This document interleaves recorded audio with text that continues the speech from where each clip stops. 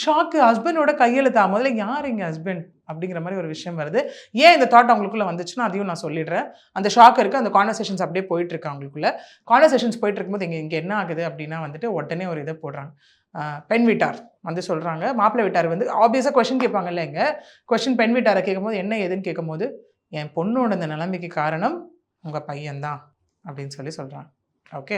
அதுக்கு ஒரு ரீசனும் சொல்றாங்க. பொண்ணோட அப்பா என்ன சொல்றாரு அப்படின்னா, அதான் மேலே வந்து கல்யாணம் நிச்சயம் ஆயிடுச்சுல்ல. ஸோ அவங்க ஒரு பீரியட் ஆஃப் கால்குலேஷன் கொண்டு வராங்க.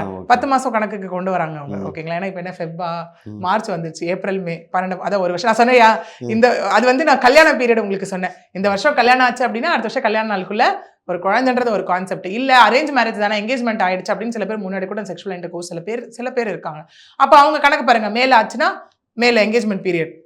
அதுக்கு கல்யாணம் அதுக்கு முன்னாடி ஆயிடுச்சு. ஓகே. அவங்க அப்பவே ஒன்று சேர்ந்திருக்காங்க. 10 மாசம் கணக்குன்ற மாதிரி அவங்க ஏதோ ஒரு பெரிய ஒரு என்ன சொல்றது, ஒரு இப்படி அப்படியெல்லாம் போட்டு ஒரு கால்குலேஷன் கொண்டு வர ட்ரை பண்ணியிருப்பாங்க போல.